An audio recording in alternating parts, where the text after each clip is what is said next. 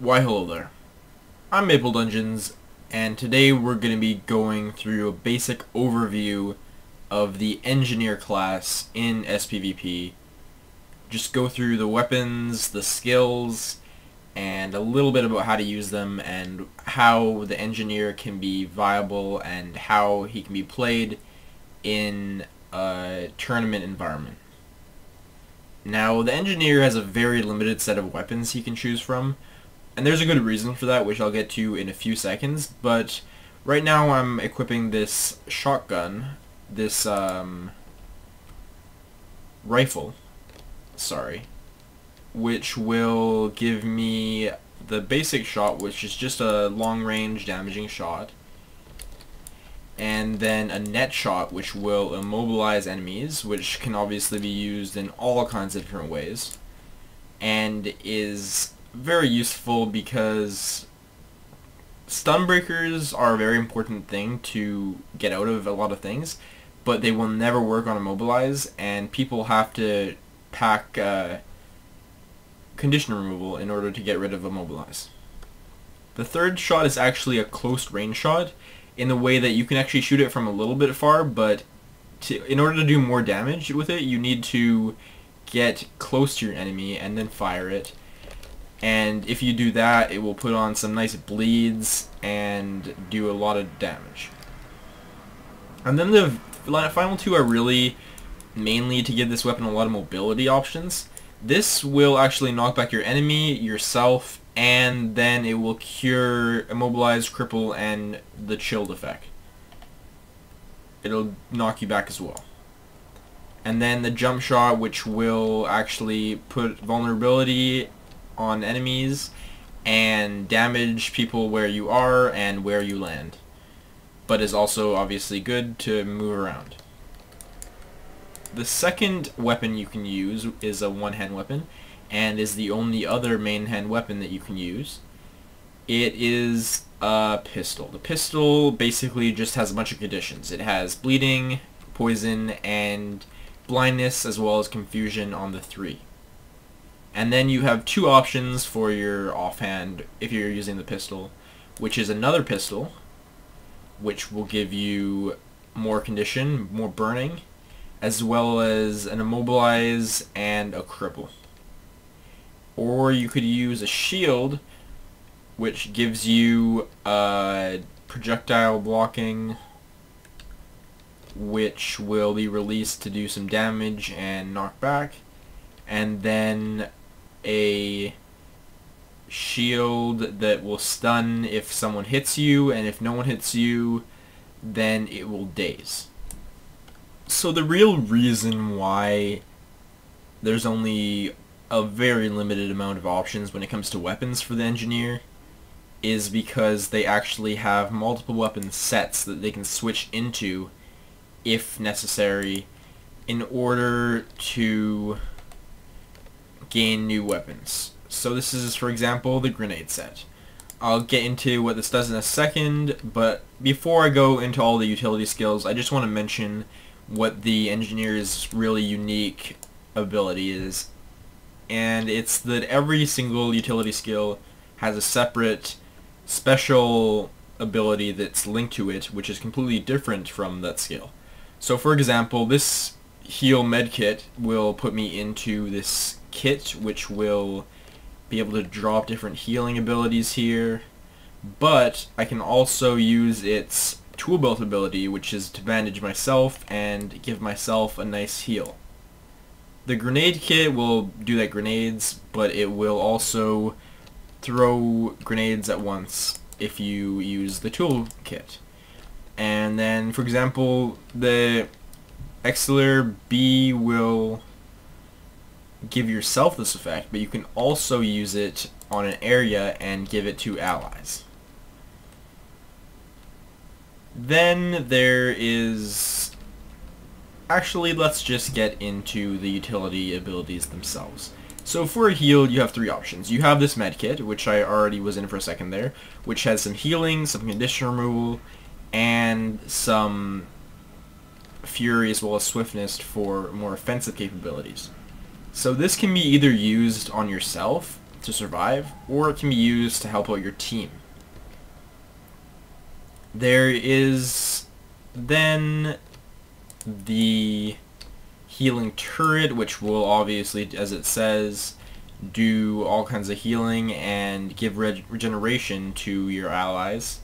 And then if you use its tool ability, it's just a little regen. Finally, there is the auxiliary H, which will give you regen, protection, and swiftness, and can be tossed as well to give this stuff to allies.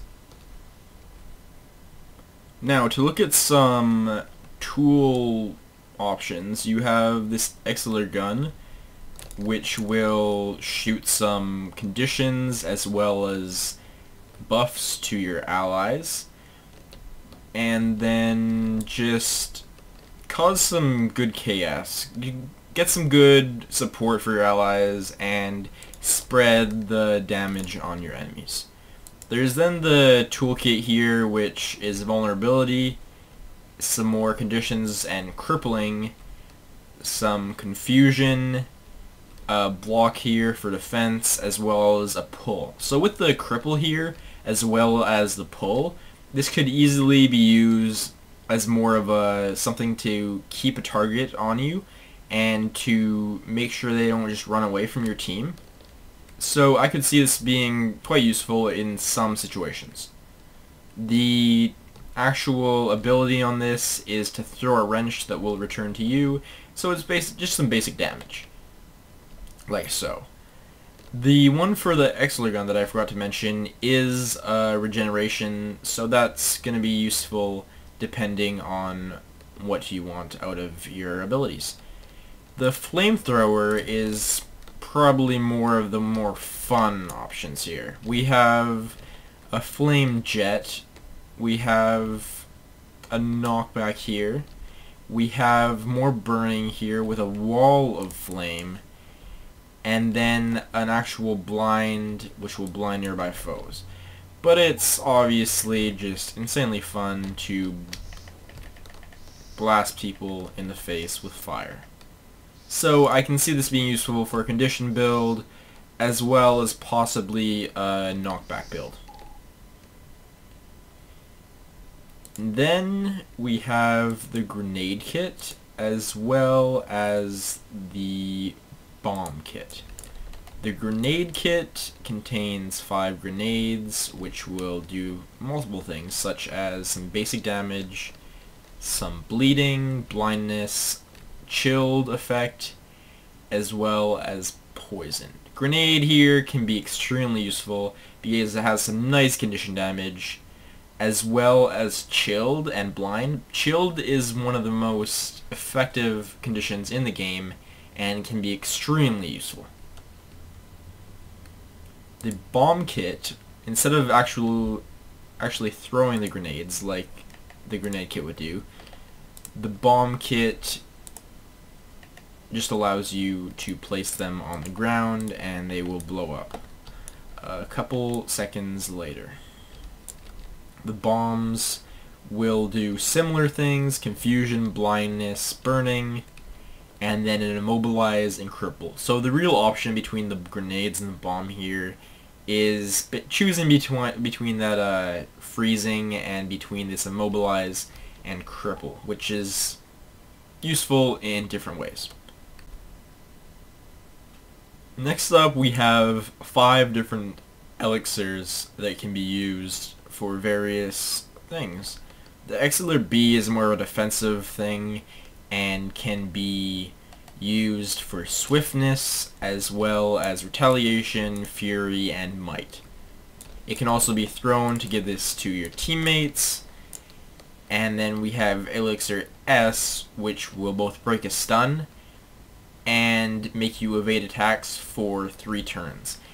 Another really interesting thing about this is that it will actually give you full immunity for these 3 seconds and make you really small, which will make you harder to target. So what you want to do is go into that and then get out of the way, where you'll be hard to target, hard to find, and you'll survive a lot longer.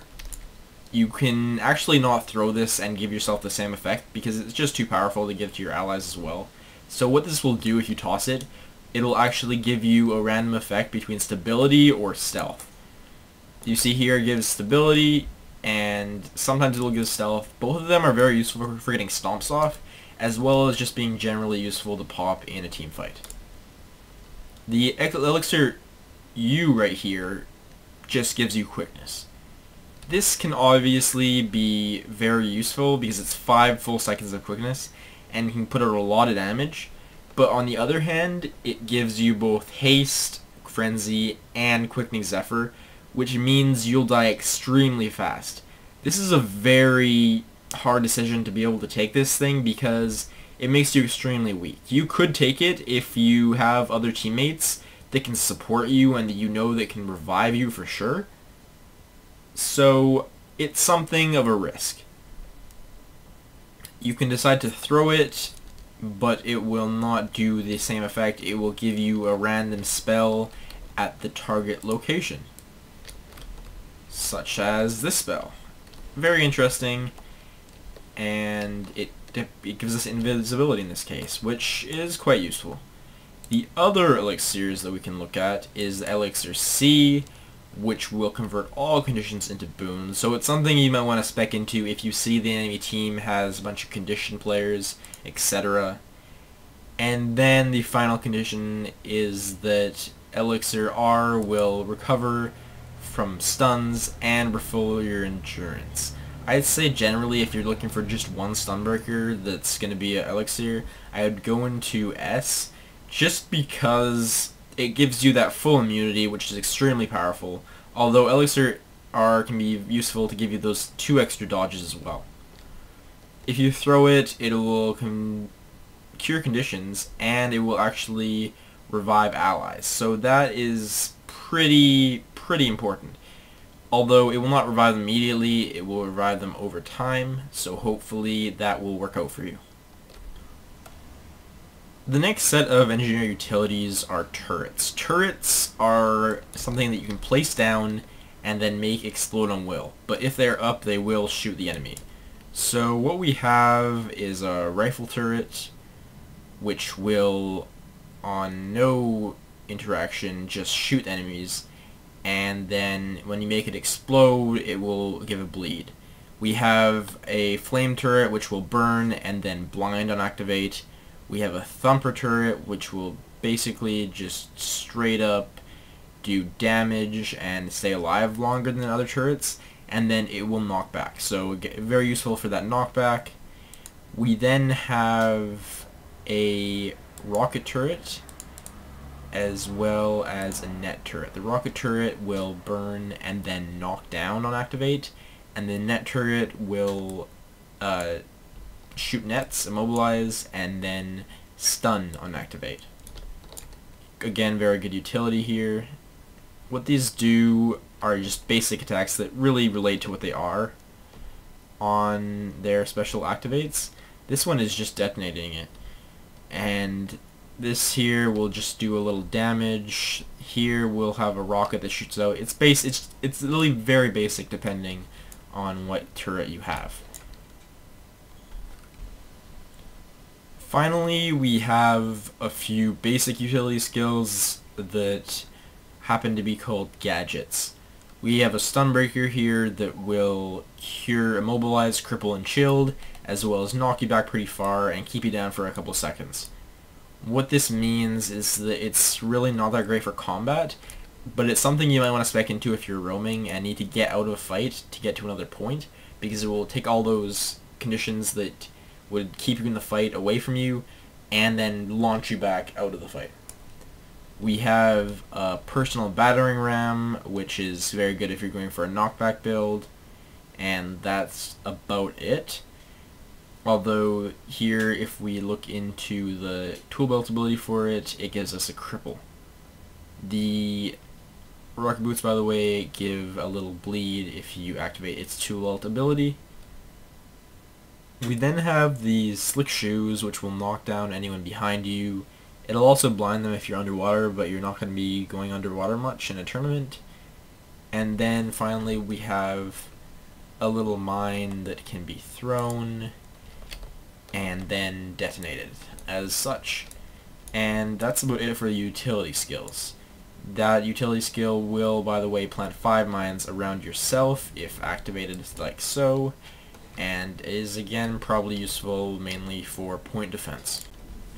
In terms of light skills, we have a supply crate, which will actually drop all the turrets as well as all the supplies in terms of health packs and such that you need, like so.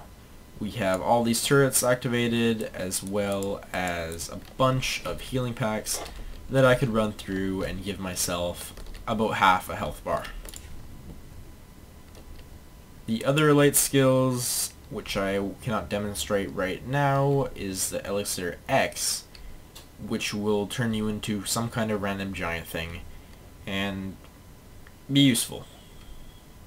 The mortar will actually build a stationary mortar that you and your allies can fire anytime.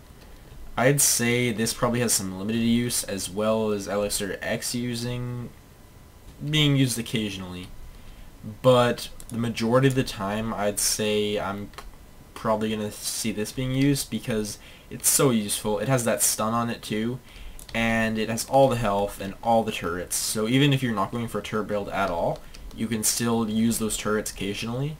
And even if you don't go for the heal pack here, you can still use that healing occasionally.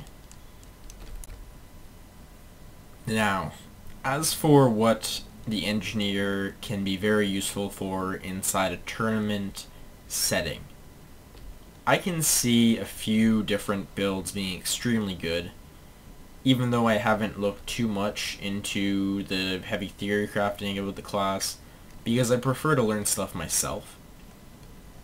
Now, I see some heavy damage builds being very useful, such as a good rifle build, which will do some pretty heavy damage, as well as builds focused on heavy kit uses.